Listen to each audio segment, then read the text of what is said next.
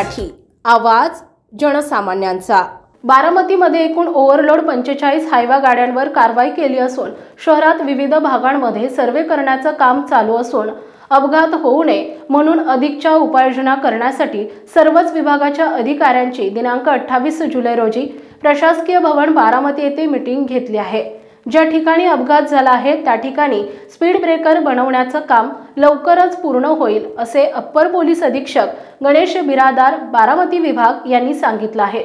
सदर अपघातामधील चालकाला अटक केली असून सदोष मनुष्यवधाचा गुन्हा दाखल करून गाडी ताब्यात घेतली आहे आणि वाहतूक सुरक्षा सल्लागार समिती स्थापन करून योग्य त्या उपाययोजना करण्यात येतील आणि यापुढेही अशाच प्रकारच्या मोठ्या प्रमाणामध्ये कारवाया करण्यात येणार आहेत। पहा अप्पर पोलीस अधीक्षक गणेश बिरादार काय म्हणाले ते।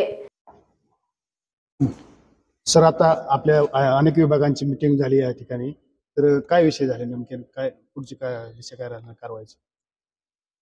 वाहतूक आणि वाहन सुरक्षेच्या संदर्भात आणखी काय बारामती शहरात काल जी घटना झालेली आहे त्याच्या अनुषंगाने काय उपाययोजना शहरामध्ये करणे अपेक्षित आहे त्या अनुषंगाने सर्व प्रशासकीय अधिकारी संबंधित अधिकारी यांच्याशी आज बैठक झालेली आहे। काल ज्या ठिकाणी अपघात झालेला होता तिथं स्पीड ब्रेकरची मागणी करण्यात आलेली होती। ते स्पीड ब्रेकरचा कंप्लायन्स आज त्या ठिकाणी करण्यात आलेला आहे।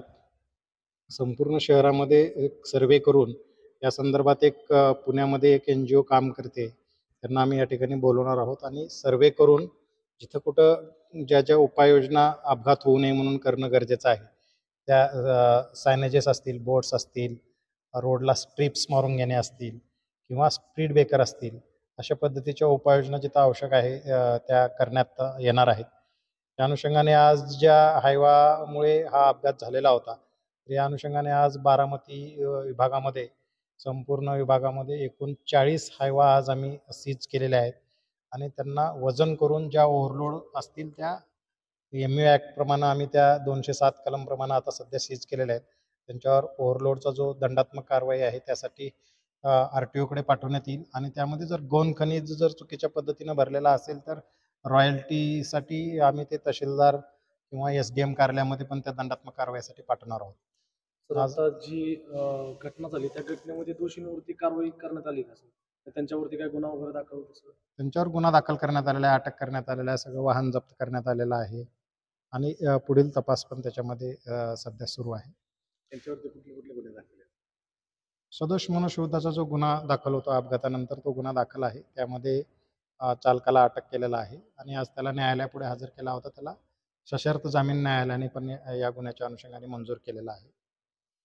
सर, संबंधित विभाग RTO विभाग असेल, परिवहन विभाग अजिबात कारवाई करताना दिसत नाही। ओव्हरलोड गाड्यांच्या सर्रास चालू, हजारो गाड्या तिन्ही तालुक्यात चालू त्यांच्या अंडर असणाऱ्या, ती कारवाईच करत नाहीत काय अजिबात। पोलीस विभाग काम करत असताना या सगळ्या गोष्टीवर पण लक्ष ठेवत असतं। आज आपण पाहता की पोलीस विभागाने हे जरी एक्सक्लुझिव्ह आमचं क्षेत्र नसलं तरी यामध्ये 25 आम्ही 40 हायवा आम्ही आज सीज केलेले आहेत आणि दंडात्मक कारवाईसाठी आम्ही पाठवत आहोत। माझं एक आवाहन आहे की जेव्हा हायवा शहरामध्ये बांधकाम साहित्य आहे, रेती आहे, त्यासोबतच मुरुम आहे, अशा पद्धतीची जी वाहतूक आहे ती शक्यतो रात्री 9च्या नंतर सकाळी 6 वाजेपर्यंत प्रायोरिटीने करावी। दिवसा ज्या हायवा शहरामध्ये येतील त्या आम्ही ओव्हरलोडिंगसाठी निश्चितपणे आम्ही त्यांच्यावर कारवाई करणार आहोत। त्यासोबतच इथून पुढे आम्ही एक वाहतूक सुरक्षा सल्लागार समिती बारामती शहरासाठी आम्ही स्थापन करण्याचा आज विचाराधीन आहे। त्यासोबतच बऱ्याच ठिकाणी रिक्षा ज्या आहेत किंवा इतर काही वाहनं आहेत ते रोडवर इतस्तः कुठेही पार्किंग करू नये या अनुषंगाने रिक्षा चालक मालक संघटना यांच्याशी सुद्धा आम्ही बैठक घेणार आहोत। हॉकर्स संघटनेशी सुद्धा बैठक घेणार आहोत। काही हॉकर्स पण काही जे रस्त्यावर आलेले असतील किंवा एकंदरीत त्यांच्याकडून काही आम्हाला ज्या काही सूचना असतील त्याही प्रशासनाच्या अनुषंगाने कशा सोडवता येईल या अनुषंगाने हॉकर्सवाल्यांची बैठक, रिक्षा चालक मालक संघटनांची बैठक, स्कूल बस चालकांची बैठक या प्रायोरिटीने घेणार आहोत।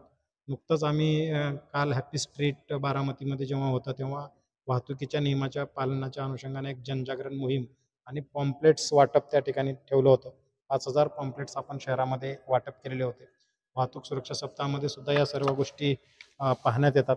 बारामतीची जे ट्रॅफिक ब्रँच आहे वेळोवेळी या अनुषंगाने जनजागृती करत असते आणि वाहतुकीच्या नियमाचं पालन करावं म्हणून वेगवेगळ्या कारवाया पण याच्यामध्ये प्रामुख्याने करत असते. सर धन्यवाद. आता हे कारवाई सातत्याने पुढे ओव्हरलोड गाड्यांची होणार आहे.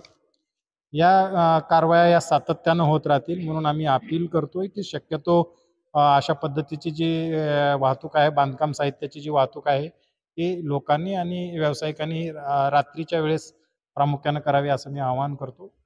दिवसाच्या वेळेस अशा पद्धतीची वाहतूक केली तर आम्ही त्याच्यावर निश्चितपणे कारवाई करणार आहोत. सर आता सध्याला बारामती शहर हे दिवसेंदिवस रहदारीने वाढत आहे. बारामती शहरामध्ये जड वाहनांची वाहतूक ही मोठ्या प्रमाणात होते.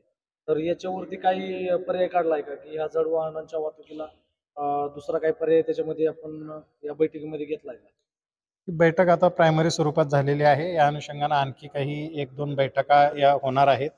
शहरातील काही लोकांची मतं आम्ही याच्यातून जाणून घेणार आहोत आणि मग दिवसा शहरामध्ये येणारी वाहतूक बंद करायची किंवा कसे या संदर्भात सगळ्यांचं मत जाणून घेऊन त्यावर विचार घेणं गरजेचं आहे. कारण आपण लगेच बंद केलं तर बऱ्यापैकी जीवनावश्यक वस्तूच्या अनुषंगानं पण काही वाहतूक होत असते, माल वाहतूक होत असते. त्यामुळे या वाहतुकीवरही परिणाम होण्याची शक्यता नाकारता येत नाही. त्यामुळे सर्वंकष सगळ्यांचं मत विचारात घेऊन योग्य तो निर्णय लवकरच याच्यामध्ये घेण्यात येणार. जी9 मराठीसाठी बबनराव धायतोंडे, बारामती.